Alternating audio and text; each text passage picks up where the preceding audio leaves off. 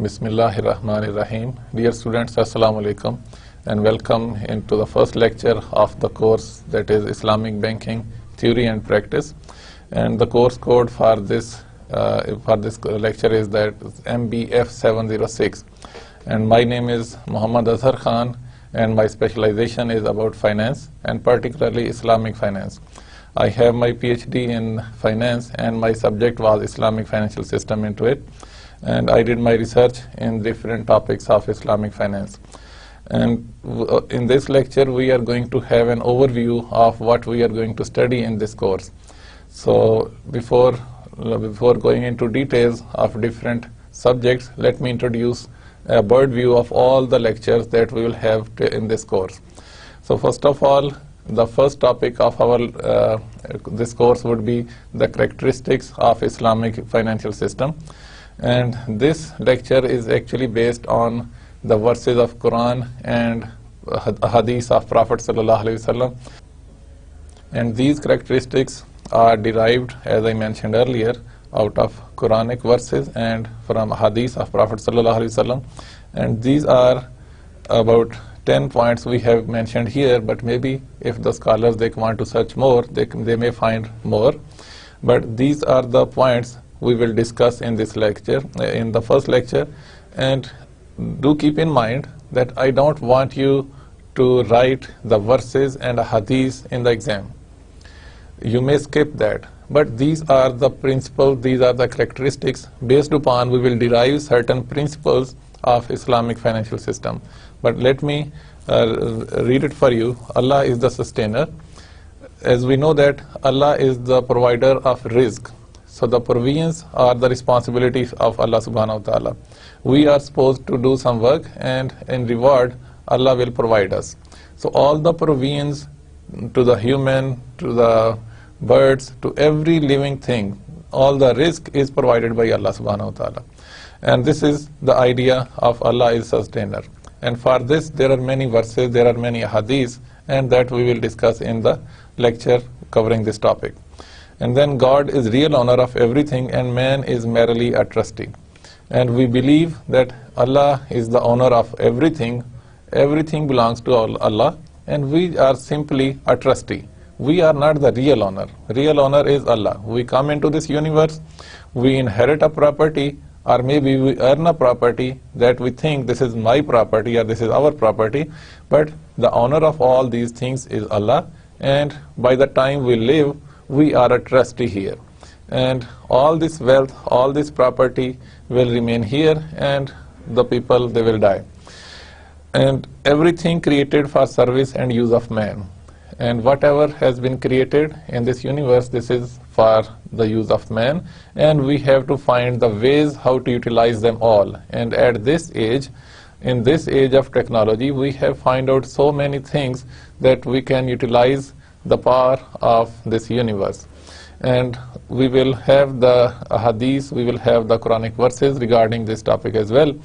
And then when everything has been created for man, for the humankind, then there is a concept of halal and haram. It means that everything is created for the humankind, but we are confined, we have limits. We can't go beyond those limits. We can't use everything. For example, we are not allowed to eat pork, we are not allowed to use alcoholic drinks, we are not allowed to involve into different kind of activities which are haram in Islam, and all these things are mentioned in Quran and Hadith. And then there is concept of sadaqat and zakat. Everything is created for man, for the use of man. Then there is a limitation that these things can be used, these things cannot be used. And then there is concept of sadaqat and zakat. The idea is that there are people who will not have any wealth. So it has been mentioned in Quran that in the wealth of people there is a share of those who don't have. So for the needy and the people who are deprived of wealth, their share is in the wealth of the people who have that wealth. And there is prohibition of interest. As I mentioned, that there is concept of halal and haram. Whatever we eat, whatever we do, whatever we transact. In our financial transaction also, we are supposed to take care of certain things. So riba is one of them. So riba has been mentioned in Quran, and the meaning of riba is that any addition in the principal amount over a time period will constitute riba. If you want to exchange things of same specifications, things of same nature, you can only exchange them with the same quality and quantity. For example, if you want to exchange rice of a lower quality over a time period with the rice of a higher quality, so this is not allowed. If you want to exchange the things, you have to exchange the things with the same denomination. But if you want to exchange different kinds of things, for example rice with wheat, so you can price them and you can exchange them according to the price. But the exchanging of money for money with any addition into it over a time period, that is the meaning of riba, and this is interest which is being practiced into our economy, and this is forbidden by Allah and His Messenger, and this is declared as an act of war. And there is ban on hoarding. It means whatever wealth we have, we should not hoard it. There has been punishment announced for the people who hoard. So whatever wealth we have, whatever gold, silver or any kind of wealth we have, we should not hoard it, and if we want to hoard it, we actually have to pay zakat on it, and when we pay zakat on it, it will be depleted by 2.5% every year. So this is a kind of mechanism to bring the wealth back into the economy. So when the wealth circulates into the economy, it will make the economy healthier and wealthier. And then there is policy of moderation, that we are the ummah we are a moderate ummah. So in all our actions, policy of moderation must be there.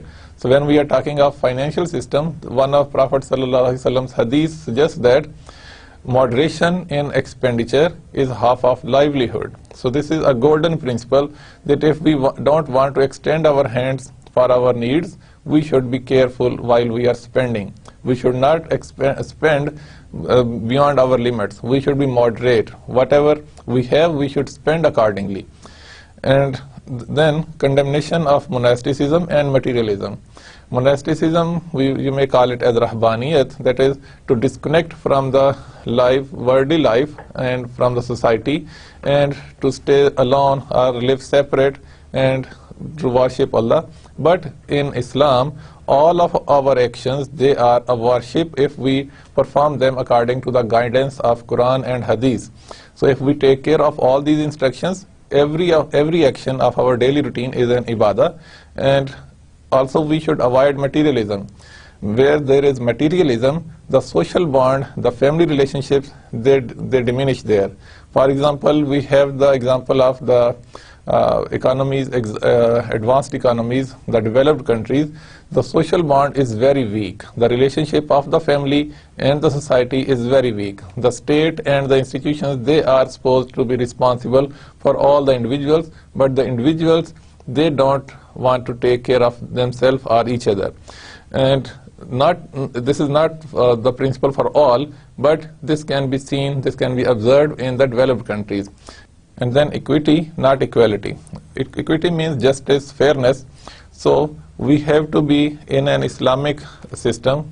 People should be fair to each other. There should be justice for all. And not equality means the wealth may not be distributed evenly among all the members of the society. There might be some people who are wealthier. There might be some people who are poor. The idea is that the people with wealth, they can have the services of labor. If everyone has equal share in the wealth, then nobody would be available for different kind of services. No labor would be available. So in that case, the innovation in different productions could not take place. We need labor in so many transactions, and all those transactions were not possible if everybody has an equal share in the wealth. So not equality means that inequality is allowed as far as distribution of wealth is concerned, but in the society everyone is equal, and the most respectful among the public in Islam is the one who is more pious. So as you know that inna akramakum indallahi atqakum, the most respectful near Allah is the one who is more pious. So this is the first lecture, first topic that we will discuss in our coming lecture, and it is all based on Quranic verses and a hadith of Prophet ﷺ. And again, I will remind you that in your exams, you are simply asked to go through all these things and learn all these things. But you will not be supposed to write these things in your exams, because you may write it not exactly, so this is not good. And based on all these characteristics, we derive certain principles in the Islamic financial system. So the first principle, that is money as potential capital.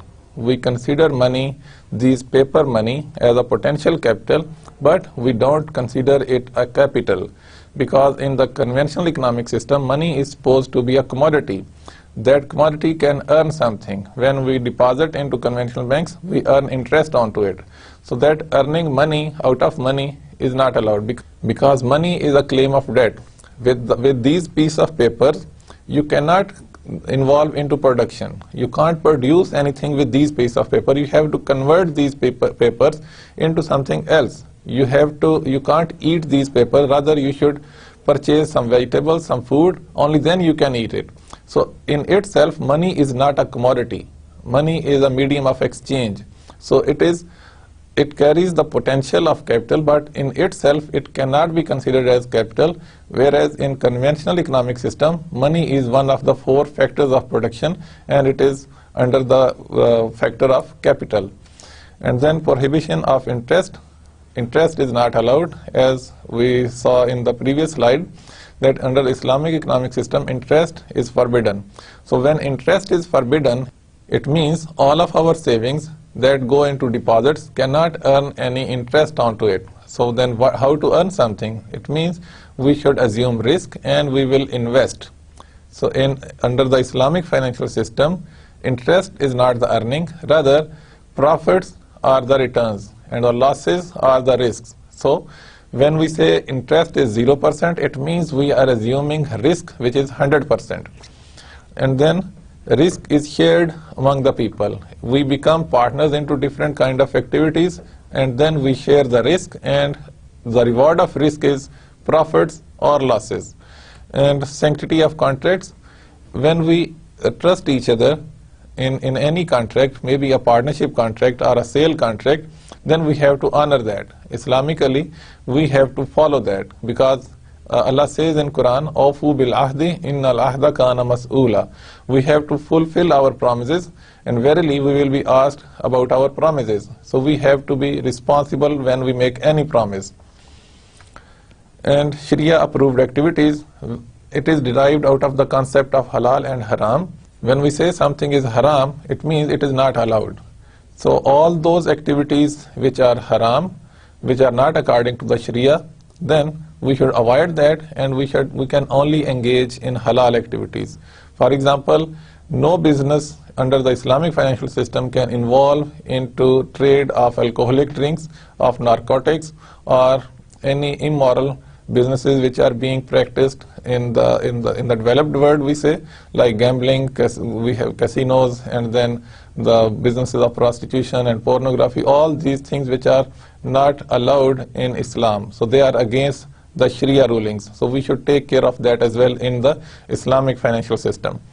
And then individual liberty. So no individual under the Islamic financial system has any kind of restriction. Whatever halal business you want to do, you are allowed to do that. And how much profit you want to earn, you are allowed to do that, provided that there is no concept of monopoly. You are not allowed to monopolize the economy, because whoever monopolizes the economy or the market, Prophet ﷺ has declared him or her as a sinner. So, and then the right to own property by earning out of halal sources, as much you want to earn, you are allowed to do that, provided that you don't earn from the haram sources, and also you pay zakat, which is due on it. And economic inequality and charity, what we know as equity and not equality, that equity will be there, but economically people can be unequal. There can be poor, there can be rich people in the economy. And the social equality is the concept where there is a fair justice for all. People will be treated as a human and they are all respected. And circulation of wealth, it will mean that hoarding is not allowed. When hoarding is not allowed, it means all the wealth will come into the market. and when it comes into the market, just like the blood in the system, in the body, when it moves properly, it means the body is healthier.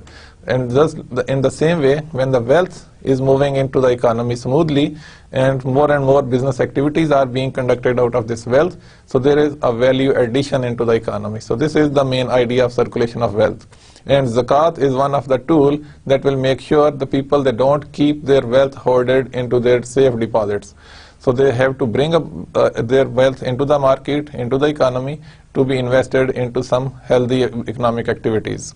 And the third topic that we will discuss is the existing economic systems, because the humankind, they have evolved certain systems just to live smoothly in an environment where everyone is free to adopt or to act whatever the way they want, and to engage in economic activities such that people, they can earn for themselves and they can live a healthy life. And there are different systems, they have been developed by the humankind without any divine guidance. The one we see where we are living now at the moment is the capitalism. And we are actually living under the capitalism. And in the capitalistic societies, we have so many bad points as well, and there are so many good points as well. The advantages and disadvantages are there. And the next system that was designed as a reaction, I would say, to the capitalism was socialism, because in capitalism, wealth was being accumulated in few hands. So the socialism suggests that wealth becomes the ownership of all the public. And in that system, the government would be owning the factors of production and people would be working as workers. So in this case, whoever works hard will get a little more and whoever is working less will be earning less. But then came the concept of communism. It means all the assets, all the wealth of the nation belongs to the nation. It's a public wealth, and all the people in that nation, they have to work and they will be rewarded with the food, shelter and security and their medical treatment. And nobody will be earning more than the others, and religion would be banned into it. So these are different features of all these systems. And some of the systems, they have completely failed. We see around us, we have seen the fall of Soviet Russia, and communism has completely failed into it. And capitalism has partially failed. We saw different crises, particularly in 2007 and 8. There was an economic crisis, and that was all because of the capitalistic system. And then we have a divine guidance to design an economic system, which is the Islamic economic system. So being Muslim, we strongly believe that this is a system which can eradicate all the ills from the economy, which can help the poor, which can provide the potential to the individuals such that they don't extend their hands for their needs to others. And then in fourth topic, we may try to make a comparison between the economic systems. So first of all, we try to make a comparison between the socialism and communism. And they are supposed to be the same system, but there are slight differences. For example, in socialism, people, they can earn a reward a little more if they work more. And the people who earn lesser, they have a lesser reward. And also, religion is allowed in socialism, but religion is banned in communism. And there are so many similarities in other aspects, like the factors of production, they are owned by the government. What to produce, how to produce, the production, distribution, all these systems, they are decided by the government. And a comparison of a major economic systems in the world, that is capitalism, socialism, communism and Islamic economic system, we will do that in this lecture as well. And then comes the concept of money in Islamic economic system or Islamic financial system. So in this lecture, we will watch an animated documentary. It's about 40 minutes or 45 minutes. The topic of this documentary is money as debt. And in this lecture, we will see how the money evolved into the economies, how it started all, and what was the role of the goldsmith, and how initially the gold coins and silver coins, they were designed, and later on we shifted to the paper money, and that paper money was backed by assets, and gradually all the standards of asset-backed currencies, they were abandoned. And nowadays the government, they are simply printing the money, and that is creating so many problems into the economy. One of them is the inflation. and role of money in the economy and its usage as a tool to create debt. This will be very much clear to you when you watch that documentary, and I leave it till that lecture. And the implications of fiat money, the money we see, the paper money, which is a document representing a claim, and it is authorized by the governments. So this paper money is creating so many problems, like creation of debt, the credit creation against a deposit. There is a huge amount of credit that can be created, and inflation is the result because this paper money can be printed by the governments, and also a deposit can be multiplied into multiple deposits. For example, a deposit of 100,000 can be multiplied to 4 times. This phenomena we will discuss in this lecture. And unjust wealth appropriation, the people who have more money, they can earn more money because money is being treated as commodity, and under the capitalistic society where we are living, the wealthier have the chances to become more wealthier, and the poorer will becoming poorer and poorer. And the deposit multiplication is the concept that when there is a deposit of suppose 100,000, it will be multiplied many times depending upon the reserve requirement. Suppose if the reserve requirement is 10%, and this example we have discussed in the forthcoming lectures as well. If the required reserve requirement is 10%, bank will keep 10% if that is 10,000 of it, and 90,000 will be forwarded as loan, and that 90,000 will go again into some bank. The person who borrows that money will deposit the money into maybe the same bank or into any other bank, and out of it again 10% will be kept by the bank, and remaining will be borrowed again, and this process will continue until it is multiplied. So these are the deposits, which are the credits which have been created against an initial deposit of 100,000, and if this process continues, assuming that all the money borrowed comes back into the banks, so it will reach to an amount of 900,000, and a deposit of 100,000 will be converted into 900,000. So this is the concept of deposit multiplication, and when the reserve requirement is increased, accordingly this deposit will decrease. So this increase in deposit actually is increasing the potential of the customers to purchase the things. So then the potential of the buyers, there will be more buyers, there will be more demand in the market, and it will lead towards inflation. And the 6th topic would be factors of production in Islamic economic system.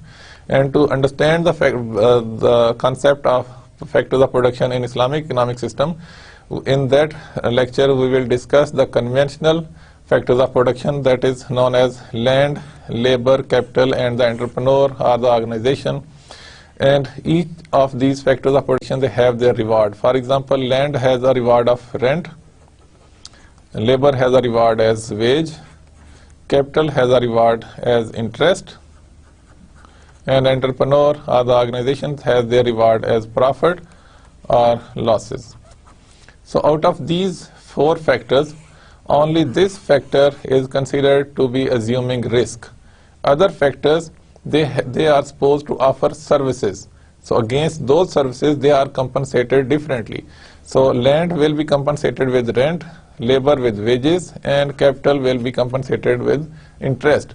So that interest is earned over a balance which is known as money. So the monetary resources under the conventional economic system, they have their reward as interest. And there is a confusion as well, that in capital we not only have the money, but we have some equipment, some plants. So all these things, they have their reward as interest. So this has not been explained in the conventional economic system. And then under the Islamic economic system, concept of factors of production is different. We have consumed inputs and we have factor inputs. So in the factor inputs, all those inputs which are not consumed, they are part of factor inputs. And in the consumed inputs, we have raw materials, we have the maybe fuel as well, we have the monetary resources. They are also consumed. We cannot use that monetary resources, the piece of paper, to convert them into a finished product through a certain process. We have to convert them into the consumed inputs or into the factor inputs. So this concept will be elaborated in this lecture. And then the role of money as of being a factor of production, that what will be the role of money under the Islamic economic system. So as I mentioned earlier, under the Islamic economic system, the factors of production, they are divided into two, that is factor inputs and consumed inputs. So these inputs, they are not consumed into the production process. These factor inputs, they provide a service. So for their services, they are compensated. And then the consumed inputs, they are consumed into the process. Either they evaporate in the process or they are converted into some different shape. For example, if the raw material is kind of plastic, it will be converted into some shapes, into different kind of goods. It may be a glass in raw material, it may be an iron, things like that. So any raw material which is converted into different shape, that is also a consumed input. And money, it will not be used as it is. It has to be consumed. So then it should be treated differently. It should not be treated as capital. As in our previous topics also, we have discussed money as potential capital. It has the potential to be converted into capital, but in itself, it is not a commodity. It's not a capital. And money will be recognized as consumed input, and it will not have a reward as interest. Rather, it will be converted into either consumed input or into factor input. Only then it will be eligible to earn some reward into it. And then money and Islamic viewpoint. Here we will compare it with the conventional point of view and with the Islamic point of view. So the concept and nature of money in the conventional system is that money is a commodity and can be used to obtain other goods. So how the money evolved and all these things we will discuss into this lecture. And widely marketable as it is highly in demand and valued good. So money can be marketed, particularly those currencies which are in demand. For example, almost more than 60% of the world trade is taking place in dollar. So dollar is being demanded all over the world. The dollar's demand is never decreasing. And it can be transported easily. And if there is no money, we have to work the barter system. You carry your valuable goods and you exchange them with the valuable goods. But with the provision of money, you have the option to carry only these paper notes and without weight, and you can easily carry them with you, and you can simply exchange them for some other valuable goods. And it is easy to transfer. Then relatively scarce, as it is high in demand and high in value. So it has demand all over the world, and it has, according to the demand, it will be valued under the conventional system. Then money is relatively imperishable. If you want to exchange through the barter system and you carry your valuables, if you are carrying a perishable good, even before exchanging with some other good but you want to purchase, your goods might be perished.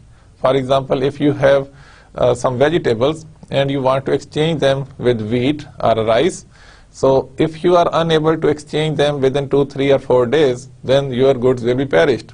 So, but the money doesn't perish, and it's durable and can be used for future purchases, and easy to store, and you can keep it with you for your future obligations, and easily divisible. It can be easily divided into smaller units. You might have a note of 5,000 rupees.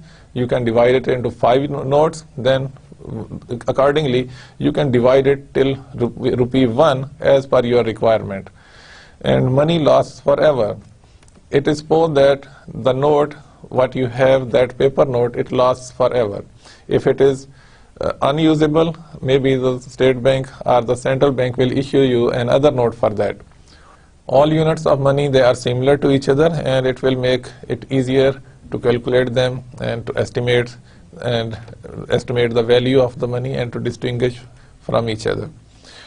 Whereas the concept of money under Islamic economic system is that Islam treats money as unit of account to determine the relative worth of goods and service.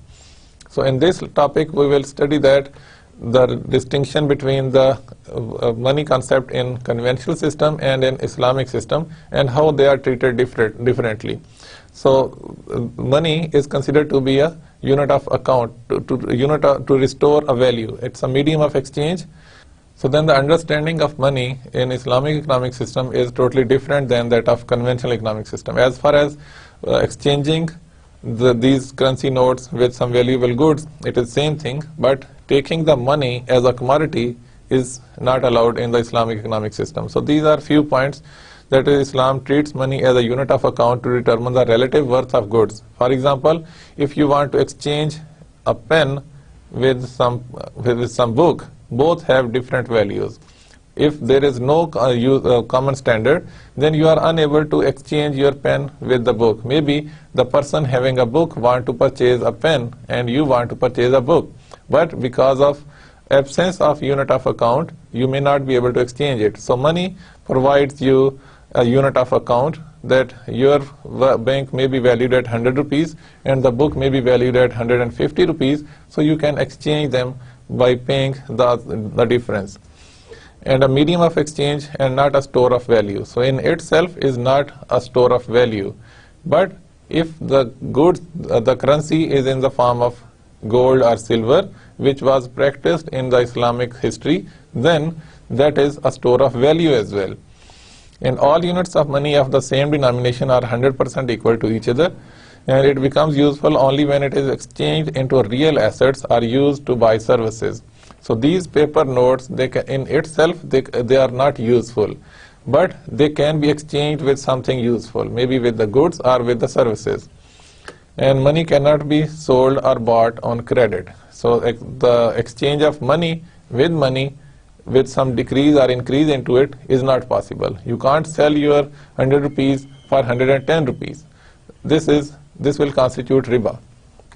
And then the eighth topic would be the principles of Islamic banking. In this lecture we will see the governing principles of Islamic banking system and what are the differences between Islamic and conventional banking system.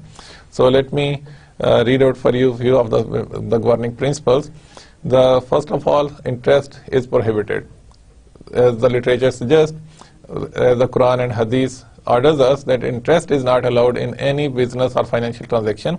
So the banking practices of Islamic institutions, they will not cater interest into their practices. And avoidance of speculation, that is avoidance of uncertainty, it is not allowed in Islamic economic system. It means that all the derivative market, it is being operated on speculation. In our secondary markets where we deal in securities or shares or stocks, the dealing in stocks is allowed because it represents an ownership into any firm. But dealing in other derivative instruments like debt instruments like bonds, it is not allowed. These are the speculative instruments, and the investors, they invest on the basis that the prices might rise, and whereas these are the debt instruments. They don't have any obligation with the underlying asset onto them. So trading of debt is not allowed. And avoidance of oppression, exploitation of the poor by the rich, of the labor by the employee, these exploitation because of the positions of the people, it is again not allowed. And introduction of Islamic tax. Islamic banks, they charge tax, they deduct zakat from their deposits. Although these services are being provided by the conventional banks as well, but you will see that when there is the time to deduct zakat, people, they withdraw their balances from their accounts, and they don't want the conventional banks to withdraw zakat because that zakat will go to the government system, and people, they think that their zakat may not reach to the people deserve. So they prefer to pay zakat by themselves. Whereas Islamic banks, they also provide the same service, but they are trusted, I think, better than the conventional banks. And the financing of Sharia approved activities, only those financings are possible where the underlying business is Sharia compliant. Whereas conventional banks, they don't take care about these things.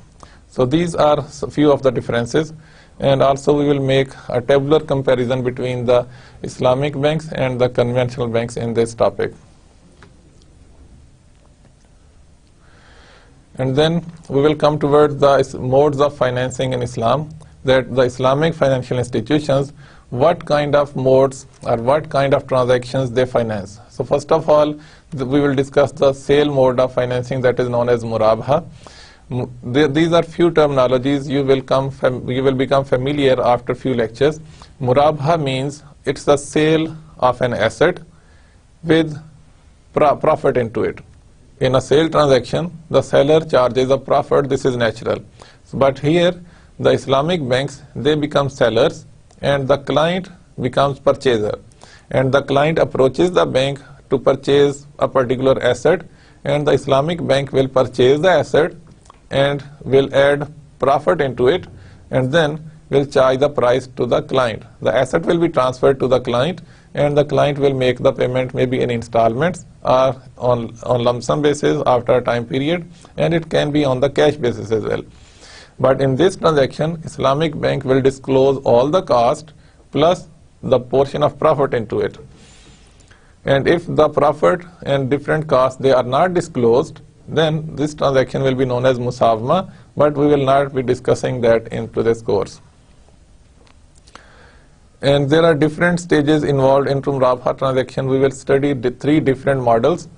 First model will say that client will purchase the asset from the bank. Bank will be the owner of the asset, and there will be a sale transaction. But the other model is that client will ask the bank to purchase an asset, and asset will be purchased from a vendor, and then it will be delivered to the client. And the third model is said that, and the third model says that the Islamic bank will be approached by the client, and Islamic bank will nominate the client as an agent, and as an agent, the client will purchase the asset from the vendor, and the bank will make the payment to the vendor, and then there will be a sale contract between the bank and the client. So these are different arrangements of murabaha. And one thing should be kept in mind, that asset should be a new asset in the case of murabaha. And another sale mode of financing is salam and istisna. Salam is a sale transaction where the bank makes the payment at the spot and the client will deliver the asset in the future. And this transaction or this mode of financing is particularly designed for the farmers in agriculture sector, such that the farmers, they will sell their crop which has not yet been grown, and they will receive the price in advance. So the Islamic bank at the time of contract will make payment full, and according to the nature of the crop, it will be grown by the farmer and it will be delivered according to the date specified into the contract. A date will be fixed. And then Islamic bank will enter into an advance contract if the contract is signed with the third party even before the receiving the commodities in the first contract, then that will be known as a parallel salam contract, and details we will discuss in the lecture. And then there is a concept of istisna. I think this is the word which we can write it like that.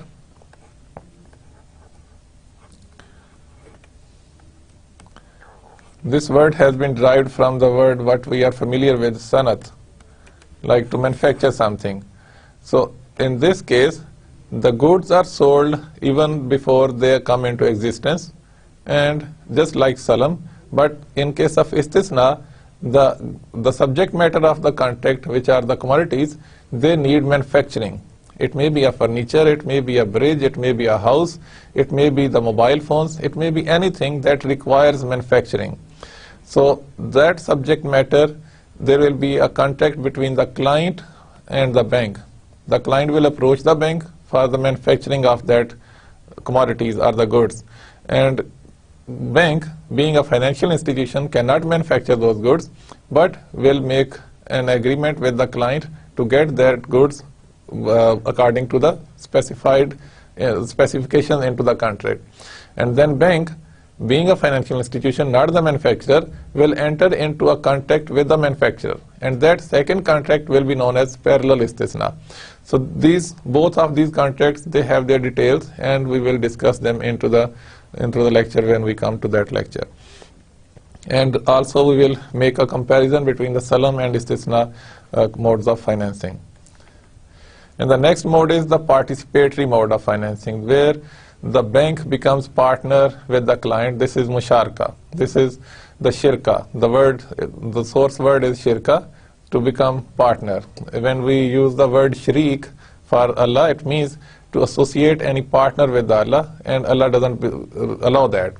So Allah is one and doesn't allow any shariq with him. So it means no partner is with Allah. So here, for us in the financial institutions, musharka means a kind of partnership between the partners, where different partners, they bring their capital and they start a business venture. Now that venture can be of two types. One is shirkatul aqd, that is a commercial partnership, what we know as joint venture. That is for a particular venture. It may be for a particular time period or for the particular project.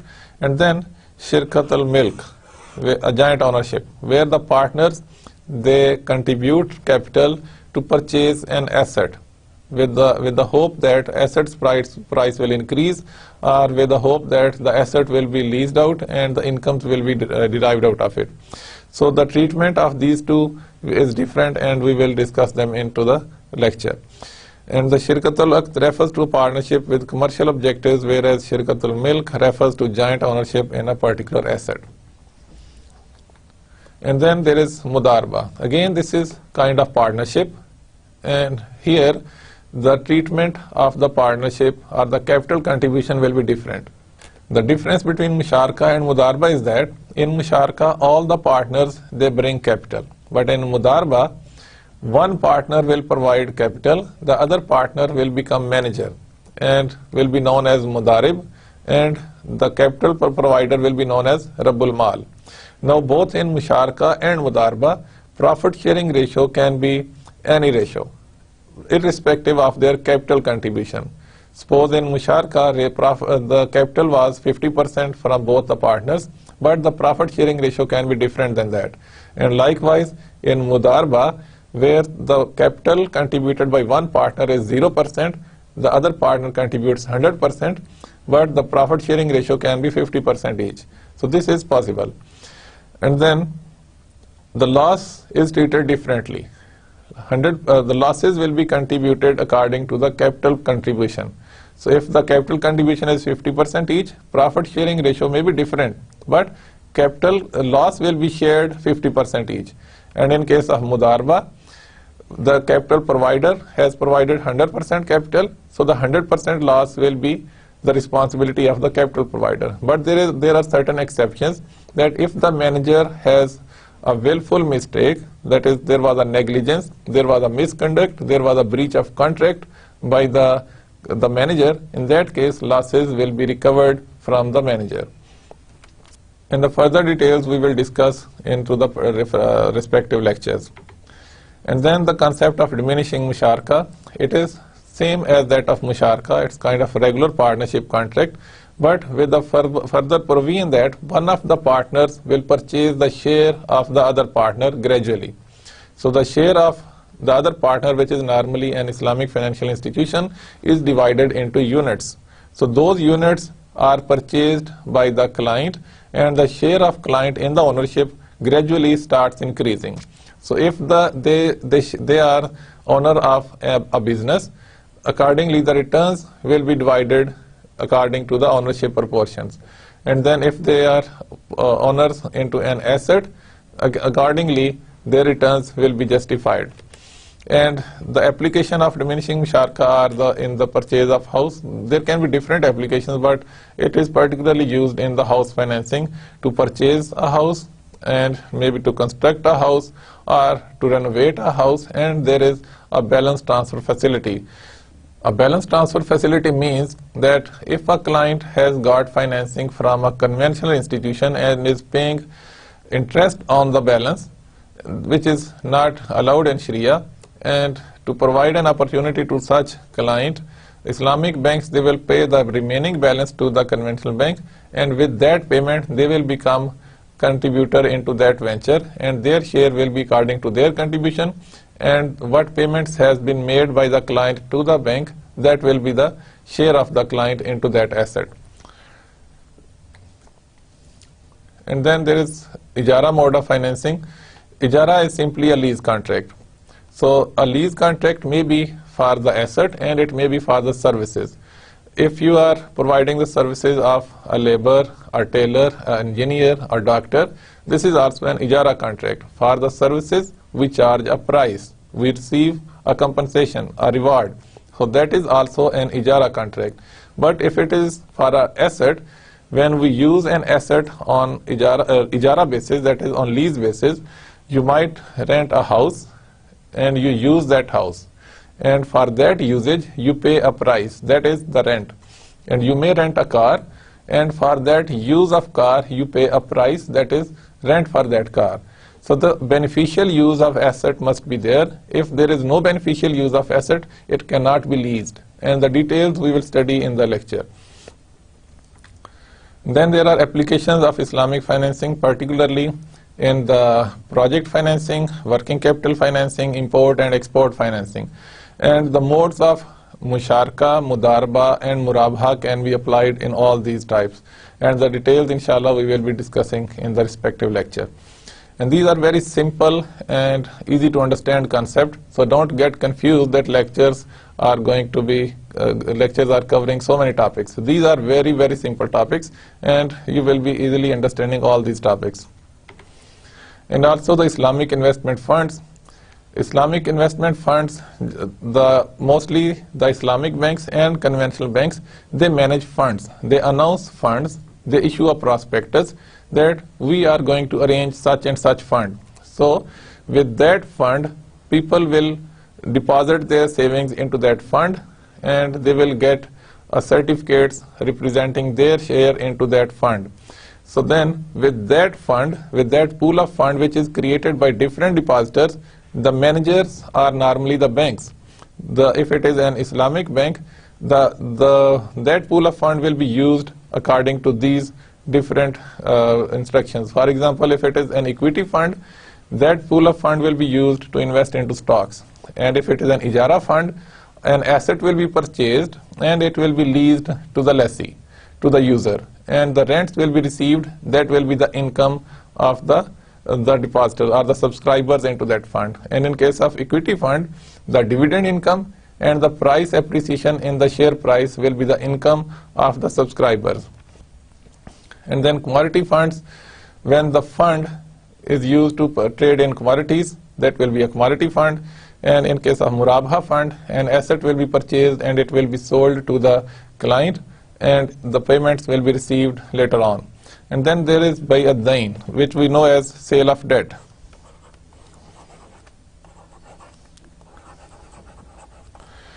In all these funds, the subscribers, they carry a certificate which represents their ownership into that fund. So in this fund, if it is in the equity funds, it represents an ownership into some tangible assets, because the shares, they are the representative of ownership into the assets of the company. And then in case of Ijara fund, an asset is purchased and it is leased to the client. So in that case, these certificates represent an ownership into that asset. It is a tangible asset. And then if it is a commodity fund, the commodities will be purchased and sold. And in case of Murabha funds, commodities will be purchased and sold. Now it represents an ownership into a claim of debt, right? So there are tangible assets, there are non-tangible assets. Non-tangible means a claim of debt. So accordingly, these certificates can be sold and cannot be sold in the secondary market. If the certificates, they represent more than 50% ownership in the tangible asset, then these certificates can be traded or negotiated in the secondary market. Otherwise, they cannot be sold in the secondary market. And the mixed fund means when the fund is announced not specifically for Ijara or equity or commodity or Murabha, a mixture of all will be operated with this mixed fund. In that case, this is known as a mixed fund. So this is the concept of Islamic investment fund. So we will discuss them in detail when this topic will come. And in 17th topic, which is Sukuk, a very simple concept but has lot of controversies into it. It is a substitute of bond. We know that bond is a debt instrument. It has interest onto it. Whenever the subscribers of bonds, they invest into bonds, they pay a price to purchase the bond against an interest payment. So interest is paid semi-annually or annually, whatever the mode is there. Whereas the Sukuks, they are also a mechanism to raise funds. Funds are raised, finances are arranged, and with these finances, a business activity is conducted. So the objective of Sukuk is the underlying asset, whereas the objective of bond is to raise finances, but the subscribers of bonds, they don't have any information where those bonds are invested, where those funds are invested, and what is the usage of those funds. They are simply concerned with the amount invested, the face value of the bond, the coupon rate onto it. So these things are the main concern. Whereas in Sukuk, the main idea is the underlying business transaction. So the Sukuks can be of different nature, that is the Mudarba Sukuk, Musharka Sukuk, and all these things. And there are certain controversies or objections into Sukuks because practically when we see the treatment of Sukuk, there is not much difference between the bond treatment and a Sukuk treatment. And these controversies we will discuss in detail when this topic comes. And then the risk underlying Islamic financial modes. So we will discuss different Islamic financial modes like Murabha, Salam, Istisna, Ijara, Mudaraba, Musharka. All these modes, they have their risk with it. So the risk in Islamic financial system is unique as compared to the conventional financial system.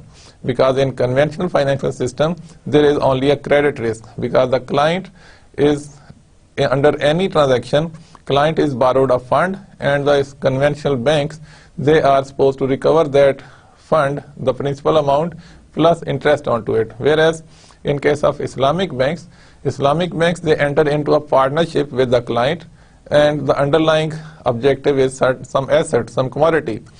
Now the risk of the nature of risk is different in the beginning, during the transaction period, and at the end.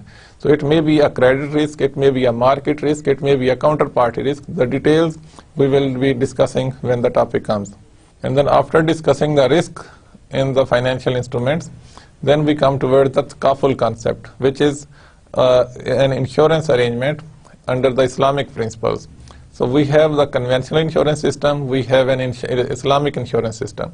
In the conventional insurance system, there are certain things which are not allowed under the Islamic economic system.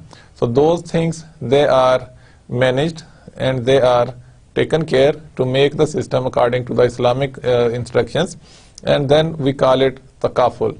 The idea behind insurance is to transfer the risk of the policyholders or the participants to the insurance company. Whereas in case of takaful, the word is derived from the word kafala, which means guaranteeing each other, and then the people, they contribute their funds and they create a pool of fund, and there is a entity or a body which is operating these funds. It is known as takaful operator. So the takaful operator or the Islamic insurance operator, they manage these funds, and all the participants, they contribute into that fund, and if some loss or damage or accident occurs, so out of this fund, the participants, they are compensated. So then there are different models and there are differences between the takaful and insurance companies. The main difference is that in insurance, the risk is transferred to the insurance company, whereas in takaful, these arrangements make sure that risk is shared by all. So this is a virtuous act. All the contributions, they go into a work fund. So out of that work fund, which is a charity fund, which is, you may call it a sadaqah fund, so that fund is used to compensate the losses. So we will also discuss some differences between takaful and conventional insurance system. And then there are different models of takaful. What we know as the wakala model, Mudarba model and the hybrid of these two models, that is Wakala and Mudarba. So Wakala model suggests that the takaful operator, when they announce any takaful options to the participants, people will subscribe into that and they will create a pool of fund, and that fund will be used to deduct the administrative cost. So they charge a fee for their services. So that is known as Wakala fee. Because the takaful operators, they are the wakils or agent. So as an agent, they charge a fee. Maybe you can call it as agency cost.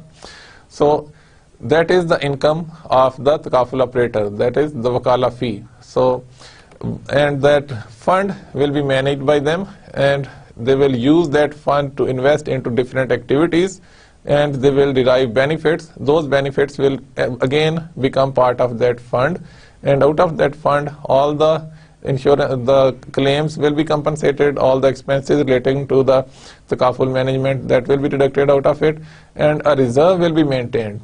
If the reserve, if there is something more than reserve, then that extra money can be gifted back to the participants, or it can be used for different charitable purposes, maybe to help the victims of disasters, like we have the victims of tsunami victims, the earthquake victims.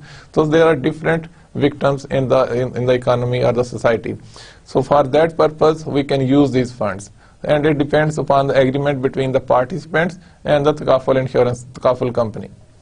And then in case of Mudarba model, the takaful operators, they don't charge a fee, but they invest the fund of the participants' contribution, and they earn profits with it. And the profits are shared between the takaful operator and that fund. So whatever is the profit of fund, that goes back into the fund, and from that fund, losses will be compensated in the form of claims, and there will be some re-takaful arrangements, that is reinsurance arrangements, and then there will be a balance maintained. We may call it a reserve account, and if something is more than the reserve, again it will be treated same as in the case of Wakala model. And in case of a hybrid model, the takaful operators, they will charge a fee, and then they will manage the funds, and they will invest the funds into different activities, and they will derive profits. Those profits will also be distributed between the takaful operator and that fund. So here in the hybrid model, the takaful operators, they will charge a fee, plus they become partner on the basis of Mudarba. And finally, we will discuss the concept of evolution of Islamic banking in Pakistan. And in Pakistan, we will discuss the social and political background of Pakistan, and we will see the distribution of wealth in Pakistan, and how few of the families, they are controlling most of the resources of this country. And as you may know that we inherited the system from the colonial power, the British power. The British, they were ruling in this region, in the south, in the subcontinent, and we inherited almost all the institutional arrangements what we have today. The banking system we inherited, it was the conventional banking system. The economic system that we inherited, it was the capitalistic system, and all these things, they don't match with the Sharia requirements.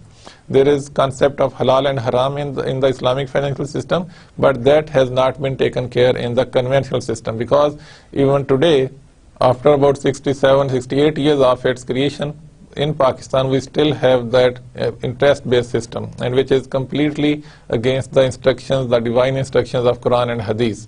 So we need to replace them. And also this particular system, which is capitalistic system, it has its characteristics that wealth accumulates in few hands. And if you look at the wealth distribution in the world, 99.9% of the people on this globe, they have only 19.9% or maybe less than 20% of this total wealth.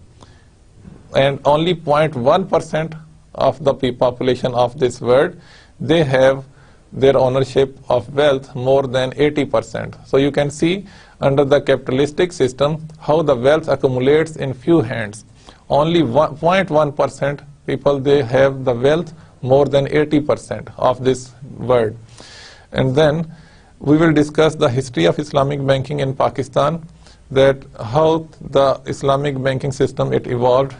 and we will have a look into the history of Islamic banking system in Pakistan to see that how it evolved and how when the processes they started, starting from the 70s until today, a very slow process, all depending on the reluctance and all depending upon the half-hearted efforts by the government to convert the system into the Islamic financial system, and also there was a reluctance by the businesses, by the banks and the government also, and it was very slow process. And even today the share of Islamic banking industry in the total banking operations is about 10%. So after so many years, about 40 years, we still have only a share of 10%. Whereas if we look at the other parts of the world, in Malaysia now the Islamic banking industry has a share more than 20%. And the efforts, they also almost started at the same time. So although it's a slow process, it's a gradual process, but the movement towards Islamization of the economy is very slow in Pakistan. And then there is a perception also, the Islamic banks, they have not created an attractive perception in the minds of the users or the clients. There is a huge perception among the public that Islamic banks, they are almost the same thing as that of conventional banks, and they are only changing the terminologies. Now it's your responsibility, this is my responsibility, how to correct this perception. In this lecture, I will try to highlight all those issues, all those controversies which have been raised by the public, which have been raised by the scholars. And when we come into practice, when we come into this field, we will try to rectify all these problems. And whenever we find any chance, any opportunity, we will highlight those controversies, that these controversies should be rectified to correct the perception of Islamic banking system in Pakistan. And also we will discuss some facts and figures regarding Islamic banking in Pakistan and the sources of information are the Islamic banks and the websites of State Bank, and there are so many sources available on the net, and there are few books that the list you will be getting soon.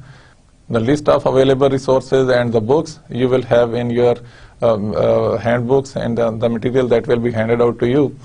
And finally, in this lecture we try to summarize the introduction of the whole course, and this about 20 topics, in which few of the topics they are very small and few of the topics which are little complex, and we have tried to distribute them over 2 or 3 lectures as well sometimes, so according to the importance of the topics. So in the 27th lecture we will cover all these topics, and after that 28, 9, 30, 31 and 32, in those 5 lectures we will revise all these courses. And inshallah see you in the next lecture. Till then, Assalamu alaikum.